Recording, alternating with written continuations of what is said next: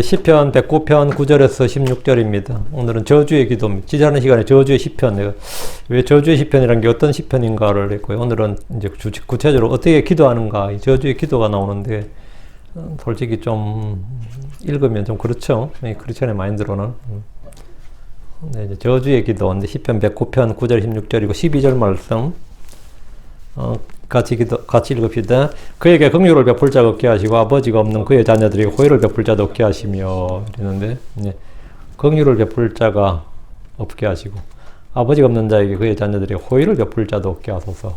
이렇게 장각 기도합시다. 위대하시고 거룩한 주하나님 감사합니다. 하나님께서 은혜 주에서 오늘 주의 말씀을 선포합니다. 이 생명과 복의 말씀들이 저희 사람들에게 화와 저주가 되지 않도록 해주시고, 아버지 이 말씀이 참으로 구원의 말씀인데 또 심판을 받고 정죄를 받는 말씀이 되지 않도록 주 하나님께서 은혜를 허락하시고 저희를 불쌍히 해주시고 듣는 모든 혼들에게 또 긍휼을 넘치게 부어주시길 간구합니다. 전능자 주 하나님 도와주십시오. 주의 성령께서 저희에게 빛을 주시고 하나님의 말씀이 저희 속에 또 임하게 하여 주시길 간구합니다. 모든 믿음으로 말씀을 잘 결합해서 마음의 보고에 쌓아두게 하여 주시고, 또 이 말씀을 통해서 저희가 세임을 얻고 또 위로를 얻고 주님 주신 가장 좋은 선물들을 많이 얻도록 인도해 주시옵소서. 전능의 주 하나님, 말씀을 전하는 자나 듣는 자가 모두 주 앞에 있습니다. 하나님께서 도우시옵시고, 아버지 하나님, 이 시간 모든 성도들이 이제 주의 그 풍성하심, 또 주의 은혜로우심, 주의 위대하심, 또 주의 선하심을 맛보아 알게 해주십시오. 감사드리며 주의 성기도합니다. 아멘.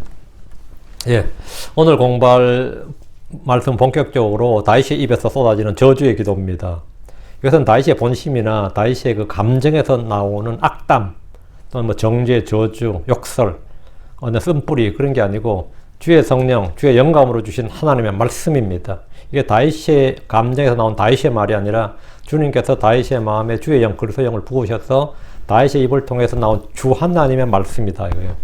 생명의 말씀이 주의 말씀이듯이 사마의 말씀도 주의 말씀이고, 복의 말씀과 마찬가지로 저주의 말씀도 주의 말씀입니다.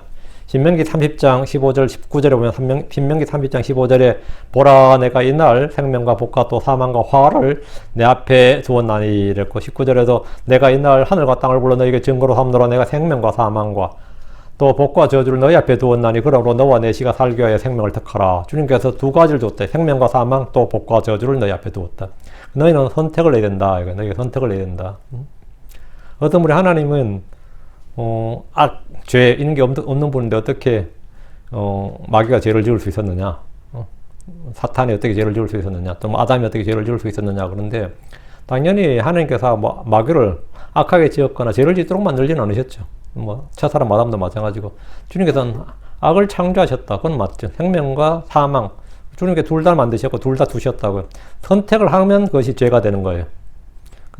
선택을 하면은 빛과 어둠 중에서 어둠을 선택하면 그게 죄가 되고, 생명과 사망 중 사망을 선택하면 죄가 되고, 복과 저주 앞에 뒀는데 저주를 선택하면 죄가 되는 거죠.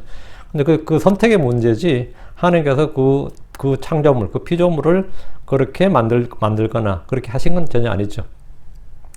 주께는 아브라함에게 복을 주셨고 이삭에게 야곱에게 또 이스라엘에게 복을 주셨습니다. 그러나 이는 항상 저절로 자동적으로 주어진 은혜가 아닙니다. 주의 백성이 주를 버리고 주의 말씀을 버릴 때, 주의 음성에 순종하지 않고 악을 행할 때 주님은 복은 고사하고 저주를 내리십니다. 가인은 아벨을 죽임으로 저주받았습니다. 하나님께서 가인을 저주하신 게 아닙니다. 가인은 아벨을 죽임으로써 저주를 받았습니다. 가나안 아버지 함의 죄로 인해 노아에게 저주받았는데 이는 노아의 생각이 아니라 주 하나님의 예언의 말씀이었습니다. 주께서 아브라함을 저주하는 자를 저주하겠다고 하셨습니다. 하나님께서 아브라함을 저주하는 자를 저주하겠다고 하셨어요. 누구든지 이스라엘 민족을 대적하여 저주하면 주께서는 그에게 저주를 내리십니다. 모압왕 발락은 미디안의 점쟁이 발람을 불러서 이스라엘을 저주하겠습니다. 그러나 발람은 주의 영을 받아서 이렇게 말했습니다. 민수기 24장 9절에 그가 사자같이 큰 사자같이 꿇어앉고 누웠으니 누가 그의 화를 돋으려 너를 축복하는 자는 복을 받을 것이요 너를 저주하는 자는 저주를 받을지어다 이랬습니다. 이 발락이 자꾸 이스라엘을 저주하려는 시도를 하잖아요. 근데 이 대언자, 그가 신뢰하는 대언자는 누구예요? 예언자는 이스라엘 모세가 아니란 말이죠. 아론도 아니고 모세도 아니고 미디안의 점쟁이 발람이었다고. 발람의 입에서 나오는 말은 발락도 신뢰를 하고 존중하니까 하나님께서 이 발람을 통해서 그에게 말한 게 그게 뭐냐, 그게 뭐냐면 너를 축복하는 자는 복을 받을 것이고 너를 저주하는 것. 이스라엘 축복하는 자는 복을 받을 것이고 이스라엘 저주하는 자는 저주를 받을지로다 이랬단 말이죠. 그러면 발람 그 시도를 즉시 뭐 해야 되죠? 멈춰야죠. 예를 들어 점쟁이 입에서 내가 점집에 갔는데 어떤 사람이 점집에 왔는데 예수를 믿지 않으면 네 망해 그러면 그 사람은 어떨 것 같아요? 목사나 전도자나 선교사가 말할 때는 그냥 귓전에도 안 들렸지만 자기가 신뢰하는 점쟁이가 니는 꼭 예수를 믿어야 될 것 같은데 다음 주부터 교회 가면 어떻게 할 것 같아요? 교회 갑니다 그 사람. 교회 가요. 그럼 모아방 발락은 모세가 주 예수를 믿으라 모세 그랬겠지만 하나님 믿으라 그러면 안 믿겠지만 그래도 자신이 초청했던 국보급의 그 예언자 아니에요. 점쟁이고. 그 발람이 그렇게 말하면 어떻게 되죠? 신뢰를 해야 된다고. 아무리 기분이 나쁘더라도. 근데 하나님께서 그래서 발람에게 영을 부으셔서 그렇게 하신 거죠. 이것은 이교도 발람을 통해 나온 주의 말씀이었습니다.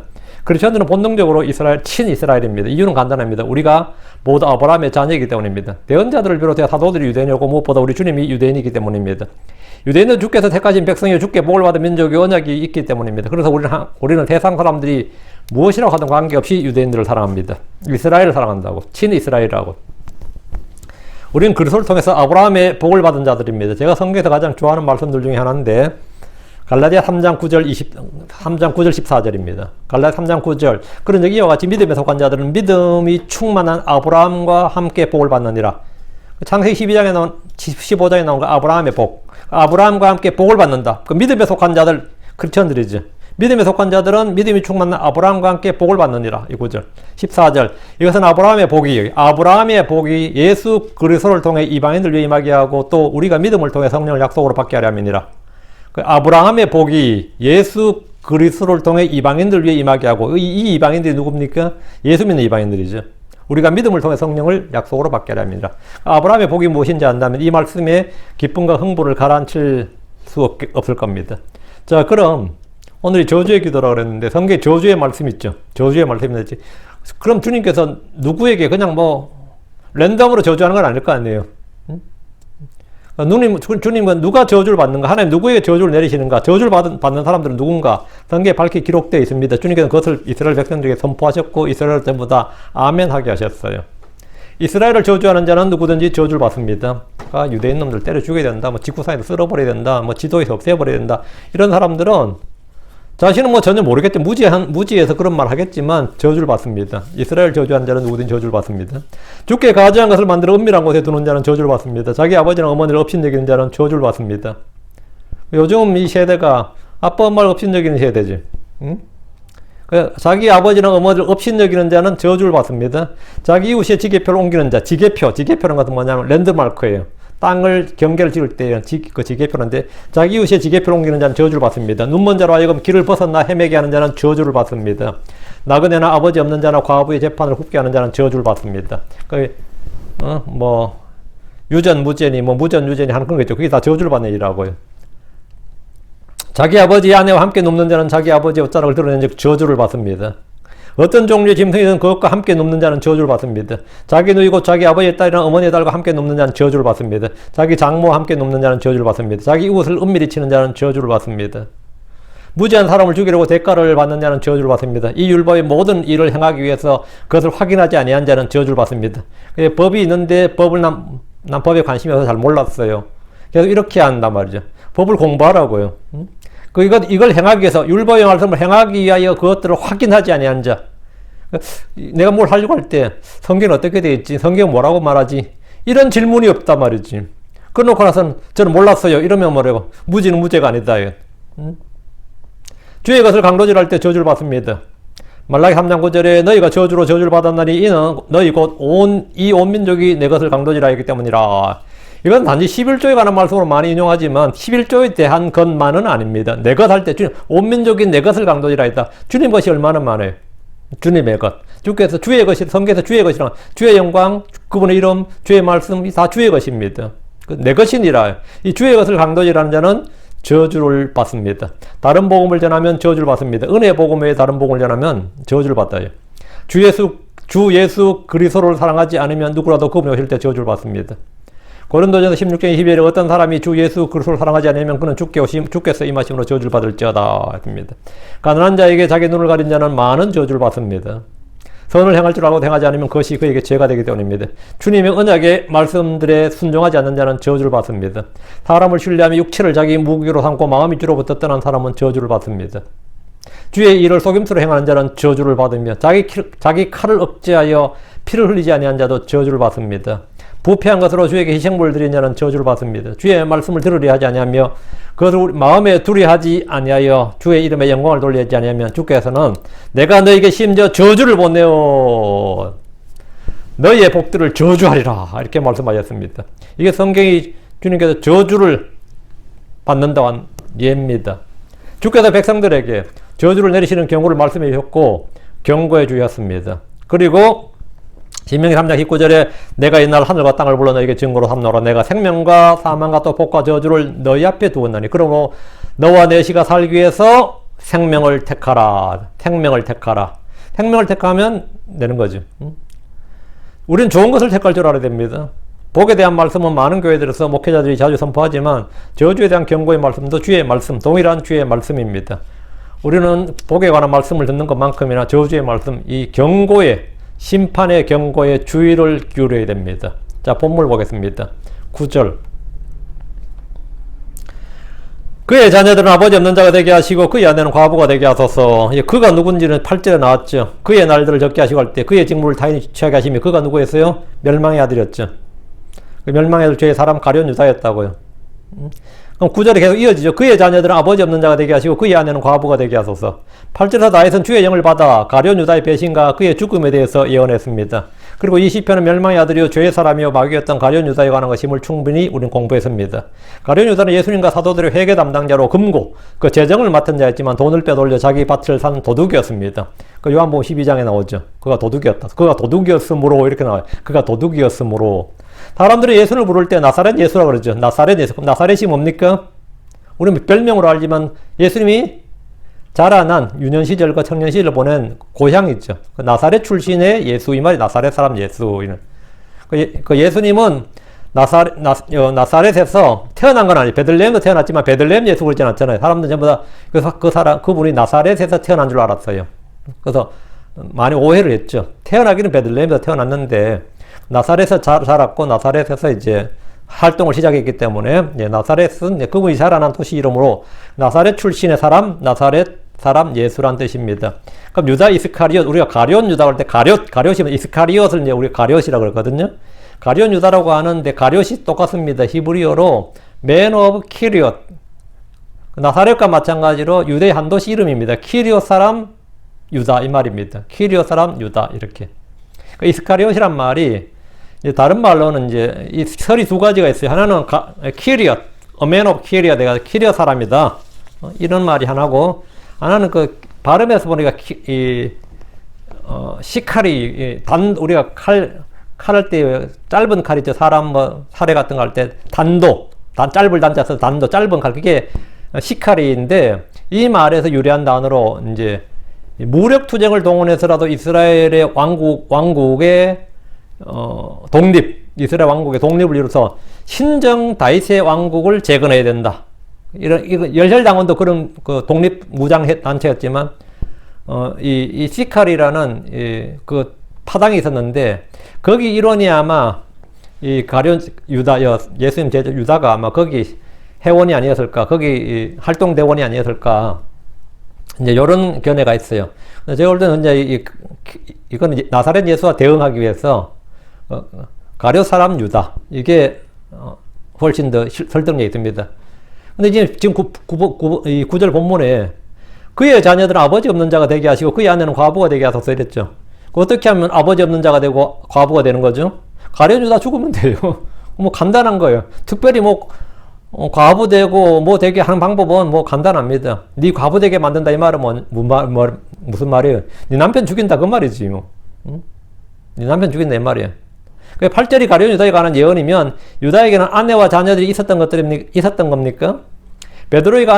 베드로에게 아내가 있었던 것으로 보아서 사도들 역시 가족들이 있었습니다. 사도들의 아내와 자식들에 대한 기록은 없지만 그들에게 부모와 형제들 외에 가족이 있었던 것은 분명해 보입니다. 가룟 유다의 아버지는 성경 이름이 나옵니다. 가룟 유다 아버지 이름은 나와요.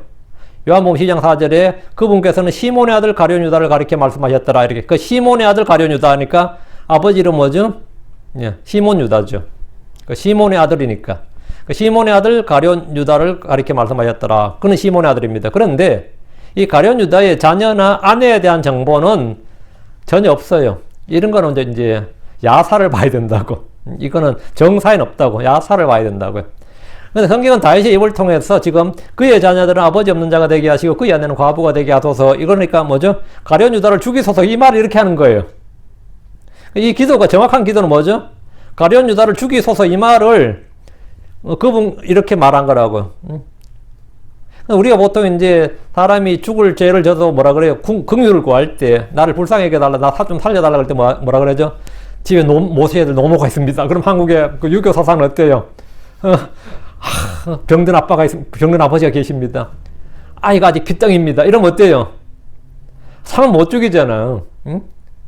근데 죽여! 그러면 좀 잔인하게 느껴지잖아요. 근데 가룟 유다가 죽고 싶어도 마누라도 있고 자녀도 있는데 어떻게 죽을까? 이러면 어떻게 되는 거죠? 그 이야기예요. 그러니까 이 죽여달라는 그거를 죽여달라는 표현이 간단한 표현이 있는데 이거를 이렇게 약간 우회해서 표현한 거예요.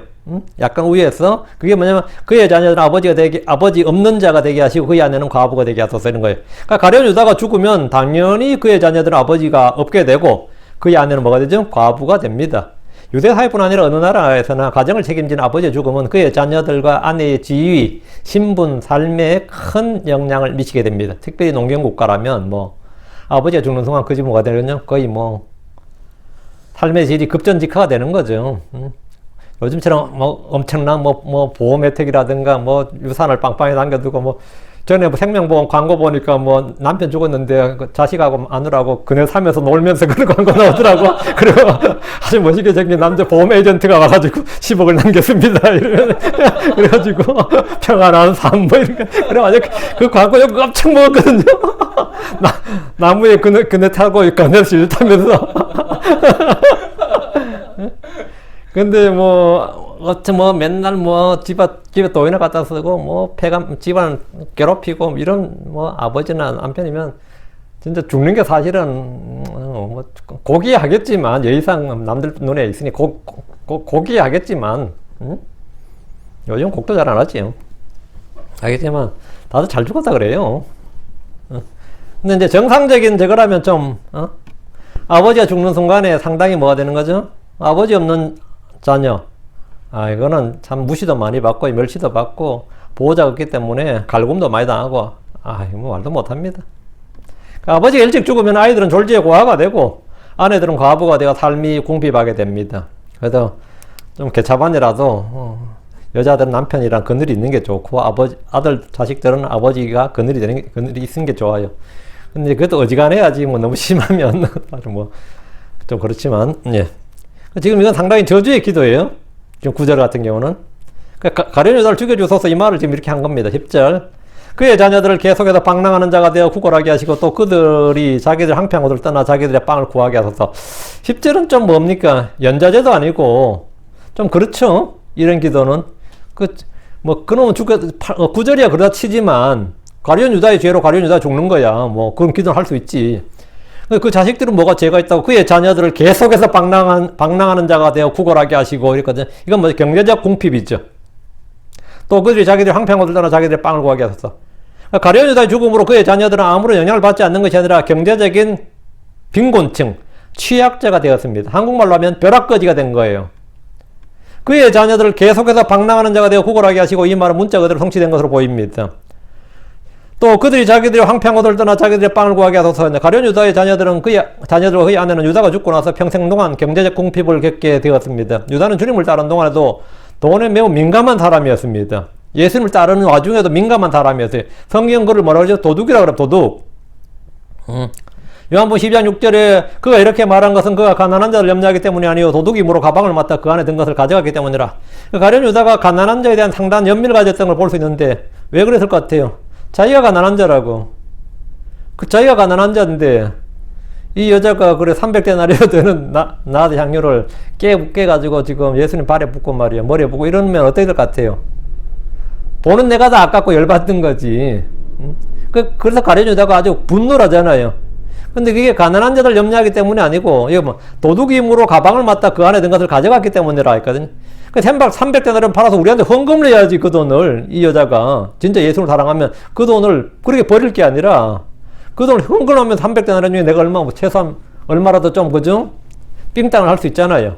지금 그 이야기를 하는데, 그는 그 돈을 가져다가 밭을 샀습니다.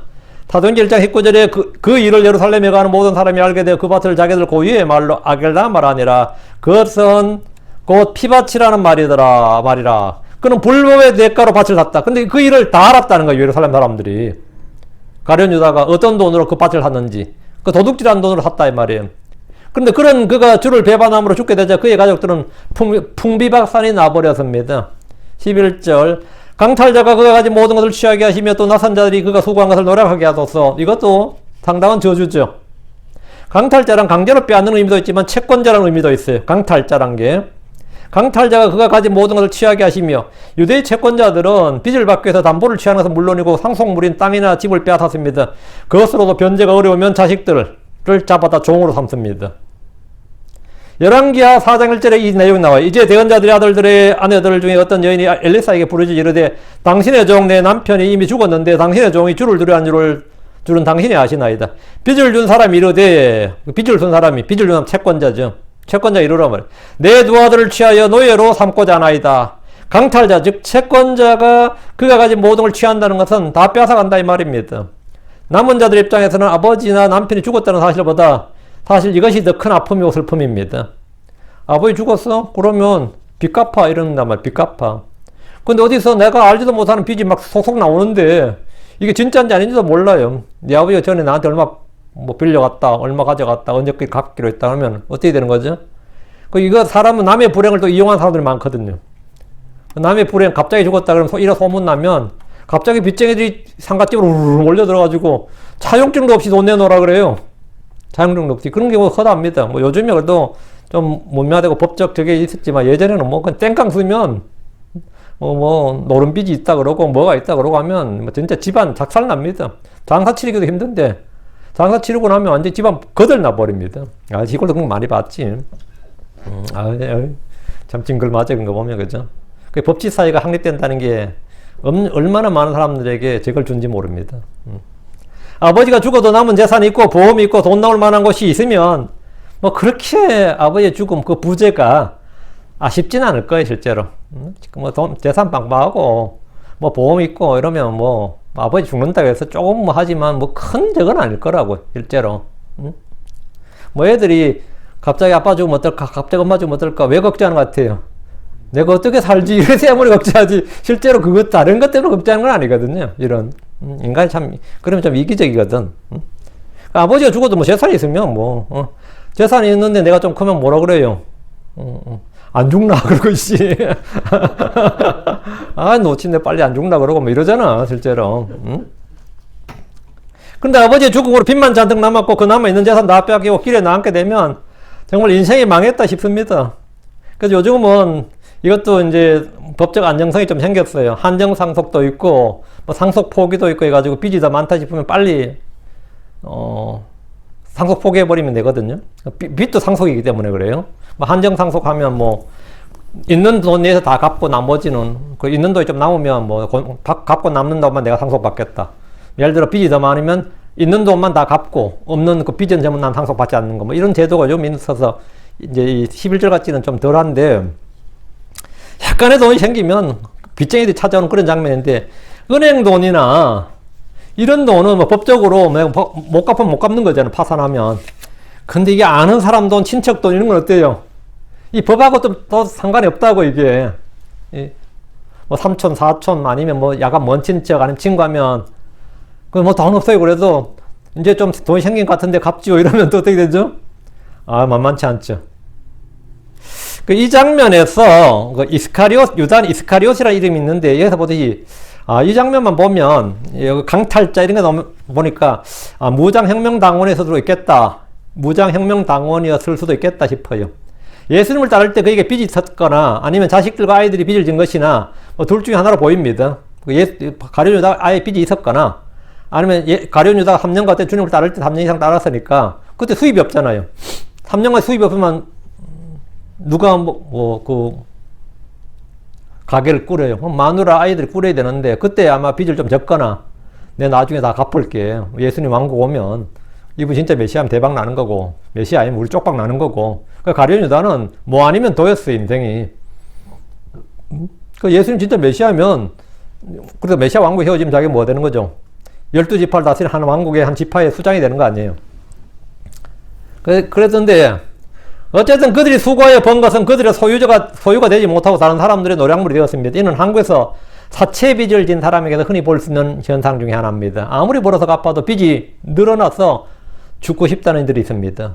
죽은 유다야 뭐 멸망의 아들이고 죄의 사람으로서 자기 처소로 가버렸지만 남은 사람들의 고생은 이루 말로 닿을 수 없습니다. 저도 제가 죽으면 아내나 자식들이 고생하겠구나 싶지만 한편으로는 또 별 걱정이 없습니다. 왜? 10편 30편 5절에 내가 한때는 젊었으나 이제는 늙었나이다. 그럼에도 내가 의로운 자가 버림받거나 그의 씨가 빵을 구걸한 것을 보지 못하였도다. 그의 씨가 빵을 구걸한 것을 보지 못하였도다. 그러니까 이놈들도 빵을 구걸하지 않겠구나. 먹고는 살겠구나 싶어.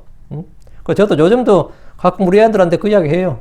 뭐 갑작스러운 어떤 보험도 없고 뭐 남겨놓은 거겠지만 다 살기는 살 것이다. 걱정하지 마라. 하나님이 계시니까 살긴 살 것이다. 나도 그렇게 살았다. 이러면서 나도 살았는데 나 아무도 없어도 나 대학 나왔다고. 제가 군대 갔을 때 저희 소대장이 저는 전투경찰이었거든요. 그 경찰이니까 이제 우리 지휘관들은 경찰들이죠. 경위가 소대장이에요. 경위가 경감이 중대장이고 이제 이쪽에는 무궁하고 경찰은 이쪽은 뭐지? 군대는 뭐지 그게? 위관 다이아몬드죠. 예. 똑같아. 소위가 경위고 이제 그래요. 근데 우리 소대장이 101경비단, 청와대 경호단 소속에서 경찰에 온 사람이에요. 이게 그 사람들은 이제 간다 그러면 이제 이쪽으로 막 경찰이나 소방서로 막 갈 수 있거든요. 101경비단이라 예전 청와대 경호단들이. 근데 이제 그 소대장이 되니까 참 이제 소대원들이 이거 다 훑어보는 거지. 다 밤에 계속 전부 다 비망록가다 훑어보고 하나하나 파악을 하는 거예요. 사고 칠 놈은 자기 승진에 도움이 안 될까 싶어서 전출 보내버리고 좀 이놈은 좀 문제 있다 싶으면 전출 보내버려요. 이야, 그 진짜. 근데 내 거를 이렇게 보고 나서 날 부르더라고요. 자기는 오랫동안 경찰 생활 했는데 니 같은 애들은 전부 다 범죄자 돼 있다는 거야. 근데 니는 어떻게 대학을 나왔냐 이러고 있는 게 나보고. 니는 어떻게 대학을 하나의 은혜로 나왔다고 그러더니 하나의 은혜로. 내가 의로운 자가 버림받거나 그의 씨가 빵을 구걸한 것을 보지 못하였도다. 이 말씀이 있고 우리를 돕는 분이시고 공급자신 주께서 살아계시기 때문입니다. 고라의 자손들은 고라가 그렇게 죽었지만 그의 아들들은 망하지 않았습니다. 그들은 성전 문지기로 봉사했고 찬양대로 주를 섬겼으며 시편에도 그들의 이름이 쭉 나옵니다. 고라의 아들들을 위한 악장 나오죠. 고라의 아들들을 위한 그런 게 나오죠. 그러나 가룟 유다의 자식들은 고생이 이루 말로 다 할 수가 없었습니다. 12절 그에게 자비를 베풀 자가 아무도 없게 하시며 또 아버지가 없는 그의 자녀들에게 호의를 베풀 자도 없게 하소서. 이게 정말 최악이에요. 이게 사람이 어려운 처지에 놓여도 누가 도울 자가 없고 은혜와 호의를 베풀어주면 그래도 누가 내가 어려워도 말이야. 그래서 도울 자가 있으면 은혜와 호의를 베풀어주면 그래도 그것을 힘입어 살게 됩니다. 그런데 그에게 자비를 베풀 자가 아무도 없게 하시며 이 말씀은 상처난 사람에게 뭐 식초를 쏟아붓는 것만큼의 아픔입니다. 복음사의 나병 환자들이나 소경들이나 병자들이나 뭐 마귀 들린 사람들 다 모여서 우리에게 긍휼을 베푸소서, 우리에게 자비를 베푸소서 이러면 외쳤어요. 그들은 뭐가 있는 거죠? 베풀 자, 자비를 베풀 자가 있었다고.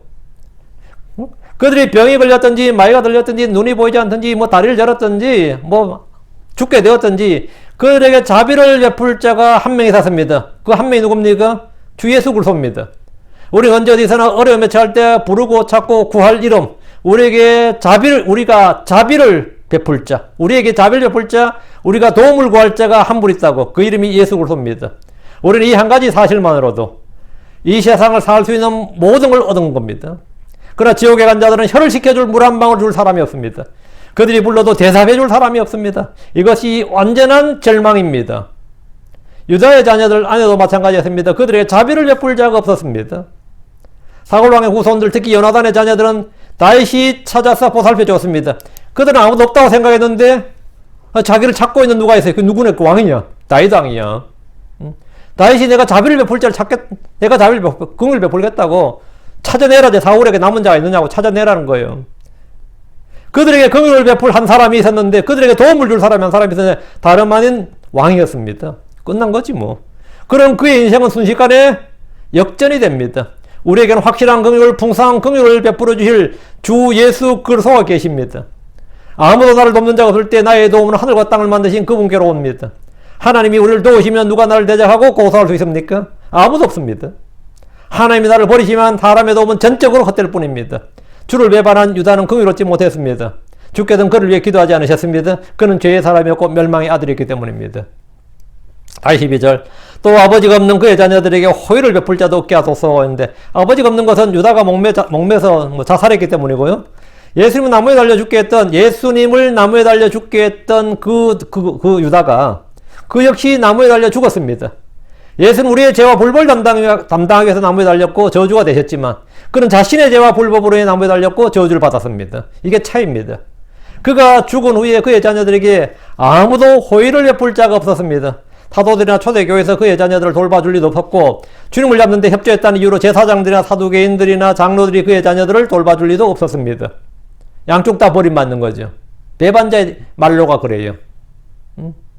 그런데 이완용이 자식들은 어땠어요? 다 미국으로 빨리 이민 와서 살았어요. 다 미국으로 이민 와서 살았고, 많은 친일파 후손들은 자기 땅 잘 유지해가지고, 지금 뭐 친일파 한수법 이런 거 만들었지만, 그래도요, 뭐 다 빼앗기지 않았습니다. 다 뭐 좀 잘 먹고 잘 살았고, 고종의 후손들도 뭐 다 마찬가지였고, 오히려 자유대한민국이 설립돼서 오히려 고종 후손들은 뭐 망했지, 오히려. 경복궁은 자기 건데 말이야. 나라에서 뺏어와 버렸으니. 경복궁은 유산으로 받은 뭡니까? 자기 집이라고요. 그럼 거기에 대한 값을 쳐줘야 되는데, 이승만 대통령이 법을 만들어서 안 준 거예요. 돈을 안 준 거예요. 거의 아예 일본도 살라고 한국으로 오지 마라 그랬어요. 한국에서 내가 집권한 동안은 한국으로 건너올 생각을 하지 말라고 으름장을 놔가지고, 이승만 대통령 시절에는 오지도 못했고, 오히려 박정희 씨가 보살펴 줬습니다. 진짜 너무 안 됐다 싶어가지고, 그냥 법은 아닌데, 오게 해서 그냥 치료도 받게 해주고, 살게 해주라 그랬는데, 그렇다고 해서 경복궁을 돌리고 하지 하진 않았어요. 그 왕궁을 돌려주거나, 그 땅이나 부동산이나 유산은 전혀 그런 거 없었죠. 그러니까 좀, 삶이 좀 어려웠지, 전부 다. 우리나라 독립운동가 후예들도 어때요? 다 좀 어렵잖아요. 안중근의 아들도 어려웠어요. 아버지는 조국의 영웅인지 몰라도, 김구는 암살범 보면서 안중근의 아들 죽였다 그랬지. 응? 이거 완전히 양쪽 다, 이쪽에서 일본에서는 얘 그냥 이용만 해먹고, 일본산 쪽에서 약국도 하게 하고 그랬습니다. 실제로. 근데 하여튼 어려웠어요. 근데 유다의 아들들 마찬가지죠. 누가 돌봐주겠어요? 그는 모두에게 버림받았습니다.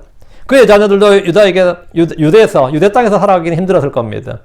한 사람의 죄는 그 한 사람만으로 끝나면 좋겠지만, 때로는 가족들과 그 친족들과 한 민족이나 국가를 망하게 할 수도 있습니다. 한 사람의 죄가. 13절 그의 후손을 끊어지게 하소서. 그리고 다음 세대에 그들의 이름을 지워지게 하소서. 그의 후손을 끊어지게 하소서. 이게 뭐예요? 저주의 기도가 계속되는 겁니다.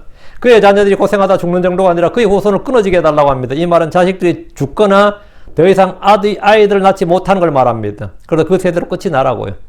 이스라엘에서 자식을 낳지 못하는 이런 주의 저주로 생각했습니다. 다 사는 하나님의 명령이고 복이었기 때문입니다. 아합 왕조가 죄와 불법으로 인해 그의 집이 망했을 뿐 아니라 그의 후손이 끊어졌습니다. 그 아합의 후예가 완전히 끊어졌다고요. 그 유다의 후예도 완전히 끊어졌어요. 그럼 요셉의 후예는 어떨 것 같아요? 예수님에게 육신 형제도 있었잖아요. 그들은 있죠, 당연히. 예. 그 아합 왕조가 죄와 불법으로 완전히 망했는데, 지금 그리고 다음 세대에 그들의 이름을 지워지게 하소서. 생명책에 이름이 지워진다, 주의 책에서 이름을 지운다는 말은 죽음이나 지옥을 연상할 수 있습니다. 본문은 10편 69편 28절과 연관되어 있습니다. 그들을 산자들의 책에서 지워지게 하시며 또 의로운 자들과 함께 기록되지 말게 하소서. 하늘에 기록된 성도의 이름이나 어린 양의 생명책에 기록된 우리의 이름, 크리스천들의 이름은 어떤 경우에도 지워지거나 없어지거나 말소되거나 같은 말이죠. 없어지지 않습니다. 이것을 구원의 영원한 보증이라고 합니다. 가룟 유다의 후대는 이 땅에 더 이상 존재하지 않습니다. 주께서 그의 후손들을 끊어지게 하시고 다음 세대에 그들의 이름을 지워지게 하시기 때문입니다. 예. 광야에서 주께서는 이스라엘의 여러 불법들과 죄들의 그들의 이름을 지워버리겠다고 하셨습니다. 신명기 9장 14절에 나를 홀로 내버려두라. 내가 그들을 멸하여 그들의 이름을 하늘 아래서 지워버리고 너로부터 그들보다 강하고 큰 민족을 만들리라. 여러분, 그들의 이름을 하늘 아래서 지워버리고 이랬거든요.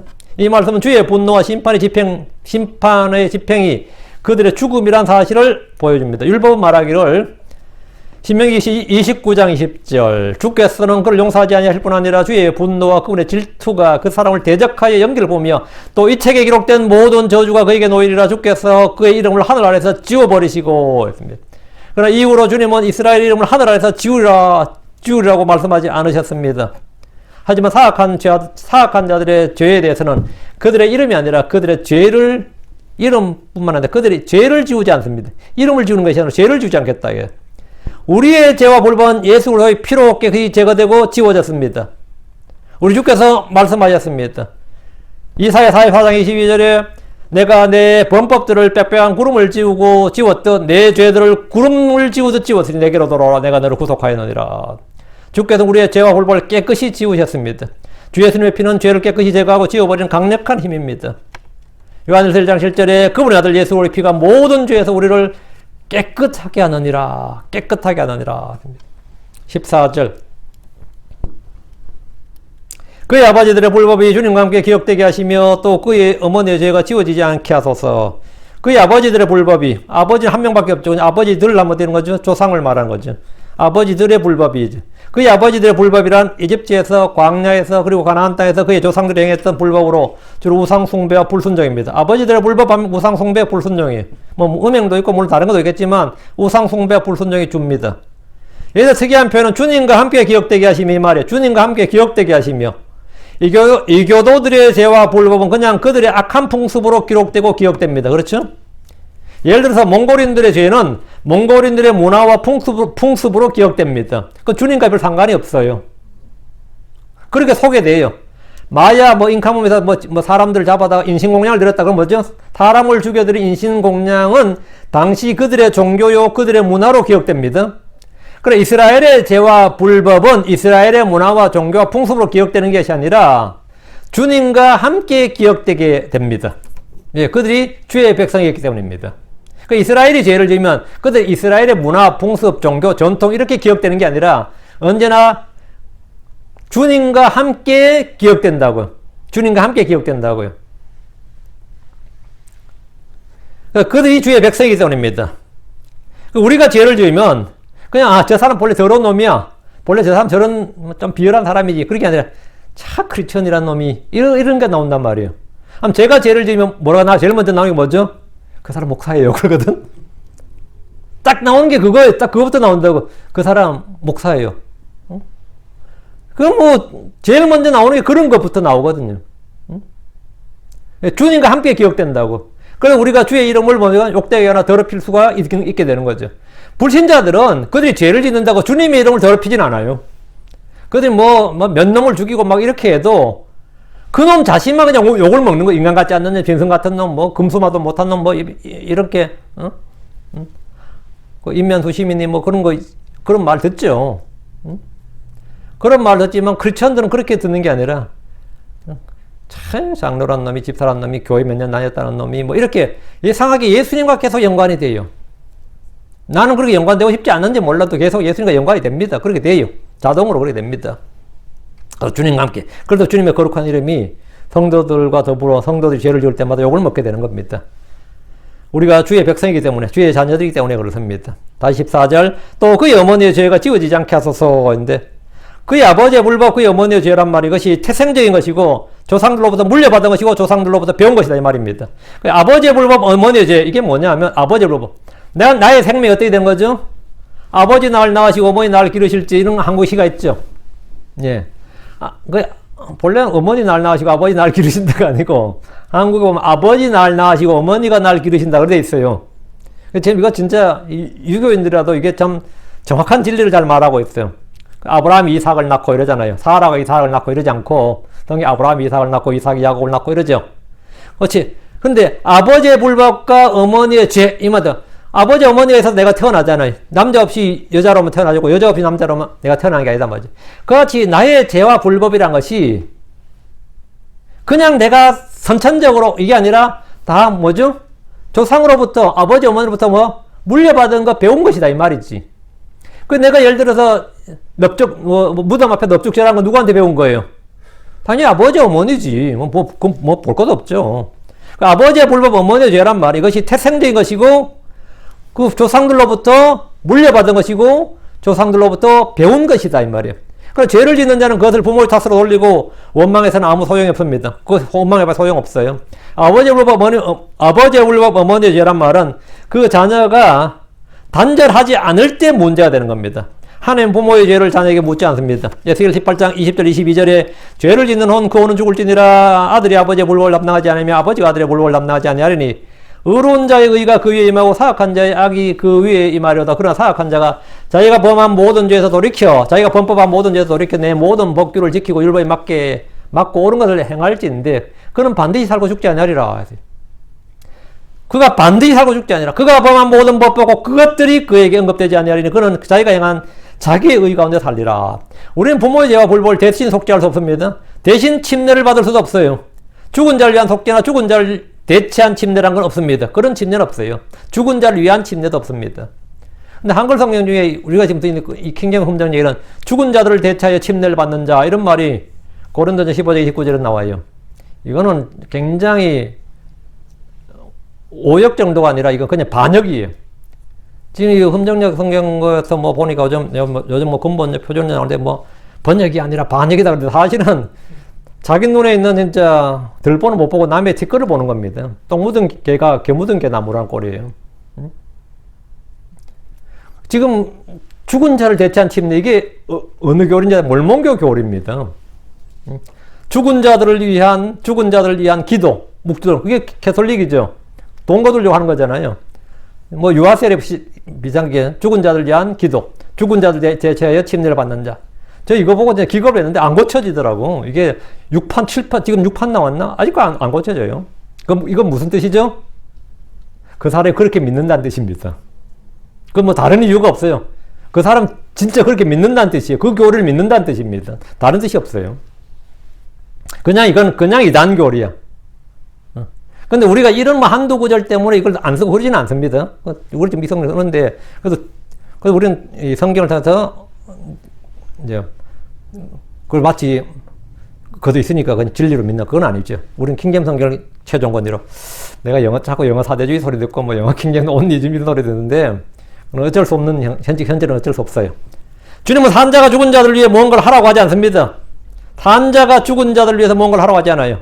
우리는 조상들로부터 물려받은 헛된 행실에서 구속받았고 당연히 그들의 풍습이든 관습이든 전통이든 문화든 뭐 종교든 뭐라고 불리든 간에 우리는 복음으로 인해서 그것을 다 단절해야 됩니다. 우리는 새로운 창조물입니다. 우리 아버지가 어머니가 아니면 그 대대로 그 위부터 수십 년 수백 년 해왔던 것인데 그 말은 우리한테 아무 의미 없는 말이에요. 수백 년이고 수십 년이고 그건 필요 없는 거라. 난 제사상에서 절 안 한다고. 나는 제사상에서 난 절 안 하는데 제사 밥은 먹어요. 난 주면 먹어. 그거는 뭐 먹어. 예. 아무것도 우상대에 바쳐진 건 아무것도 아니기 때문에. 근데 이제 그것이 누구에게 실족거리가 된다면 안 먹어. 근데 그렇잖아 난 먹어요. 제사밥 맛있어요. 절밥도 맛있어. 나 절밥 주면 먹어요. 요즘 뭐 웰빙 푸드라잖아. 어떤 뭐 독일 가가지고 맥주 한 잔 마셨는데 독일서 맥주야 거의 음료수지 뭐. 근데 그가 좀 뭐라 그랬는데 그 말을 잘못했는지 그리고 아직도 그 목사 맥주 마시는 목사 술꾼이라고 소문났대. 그 항상 행실에 그렇죠. 불법이 아니더라도 뭐 내가 뭐 예. 적절하게 자제를 해야죠. 또 적절하다 그래도 또 다 내가 또 유익한 것도 아니에요. 항상 유익을 위해서 해야지. 15절 그것들이 계속해서 주 앞에 있게 하사 친히 그들에 대한 기억을 땅에서 끊으소서.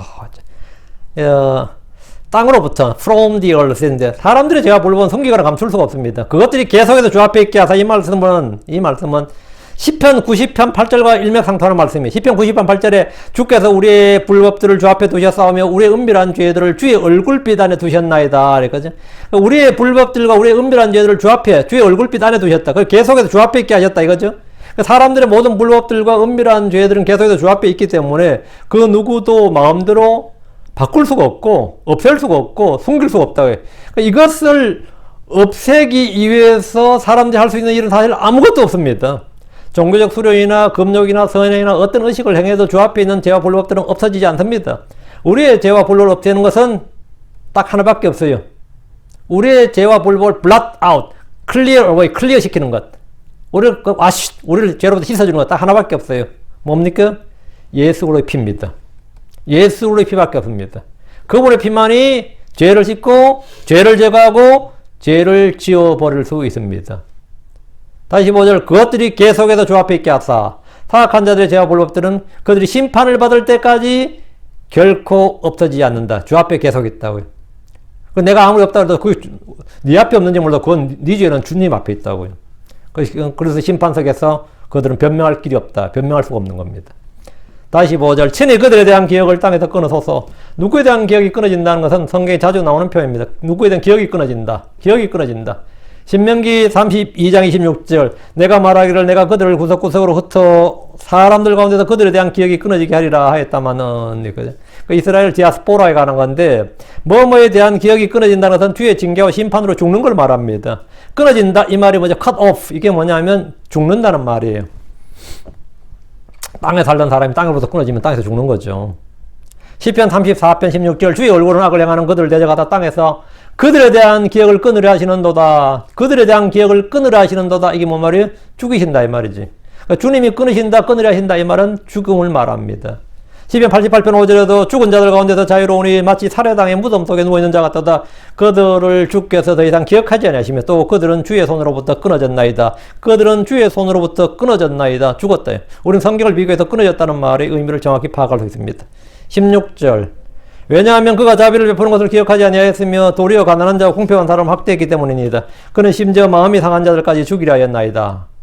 주께서 그들에 대한 기억을 끊으시는 이유를 지금 말하고 있는데 주님은 여기서 이 세 가지 첫째 그가 자비를 베푸는 것을 기억하지 않기 때문입니다. 둘째 가난한 자와 궁핍한 사람을 학대했기 때문이고 셋째 심지어 마음이 상한 자들까지 죽이려 하기 때문입니다. 죽이려 하기 때문에 이 세 가지 이유로 주님께서 그들을 끊어버리신다 이거예요. 이들이 바로 주 하나님의 저주의 대상이란 겁니다. 근데 이들이 저주의 대상인데, 여기서 복음이 나오는 겁니다. 우리 주께서는 이 율법의 저주 아래 있는 모두가 죽을 수밖에 없는, 율법을 망할 수밖에 없는 우리가, 어떤 간에 우리가 이 저주 아래 있잖아요. 이 율법의 저주 아래는 우리를 구출하기 위해서 친히 율법의 저주가 되셨습니다. 주님께서 신이 우리의 죄가 되시고 우리의 저주가 되셨다고. 그게 갈라디아 3장 13절이죠. 우리의 죄와 저주가 되셔서 우리의 죄와 저주를 다 담당하셔서 주님께서 우리를 뭡니까? 율법의 속박, 율법의 저주에서 구출하신 거예요. 그럼 우리가 구출된 겁니다. 주님은 죄 아래 있는 우리를 구속하기 위해서 우리의 죄가 되시고 친히 그 부분에 자신의 몸으로 우리의 죄를 제거하셨습니다. 이게 이 율법의 속박에서 우리를 구출하셨다. 이게 얼마나 놀라운 말씀인지 압니까? 율법의 속박에서 우리를 구출하셨다. 율법의 저주에서 우리를 구출하셨다. 미국의 동성애자들이 수십 년간 돈을 걷어서 한 일이 뭔지 아세요? 뭐 책자도 만들고 뭐 광고도 하고 자기들의 변호도 하고 뭐 별걸 다 했지만 가장 돈을 많이 쏟아부은 거는 의원들이 로비란 겁니다. 그 로비가 뭔지 정신병 목록에서 동성애라는 걸 지우는 거예요. 정신병 목록에 동성애를 지우는 거예요. 그리고 사전에 그 동성애 정의를 바꾸는 거였습니다. 그 이상성 도착증 할 때 그거 있죠? 이건 이상이 아니다. 이상이 아니라 정상이다. 성 도착할 때 도착이 아니다. 성애지. 요 글자 몇 개를 바꾸는데 몇십 년간 전력을 했습니다. 그게 바뀌는 순간 그건 자유로워져 버린 겁니다. 그리고 지금 그게 바뀌어 버렸어요. 그거 바꾸는 순간, 그 한 줄이 바뀌는 순간, 그 정신병 목록이 아니면 이제 정신병자가 아닌 거죠. 정상이 된 거죠. 이젠 정신병이라 말한 사람이 뭐가 된 거죠? 그 사람들을 모독하게 되는 거예요. 불법자가 된 거라고, 지금은.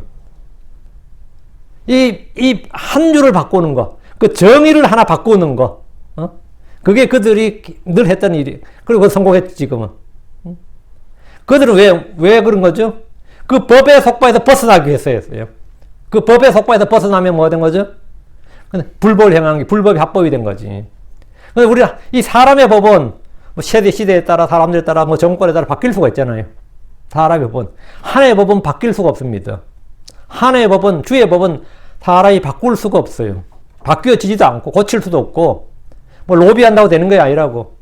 그러면, 어떻게 되죠? 이 율법의 속박에서, 율법의 저주에서, 율법의 저주 아래 있는 이 우리 죄인들이 어떻게 이 구원을 받느냐고요. 우리 주님께서 우리를 자신 친히 저주가 되셔서 온몸으로 저주를 담당하시고 우리를 구출하시는 거예요. 그래서 우리가 구원받는 겁니다.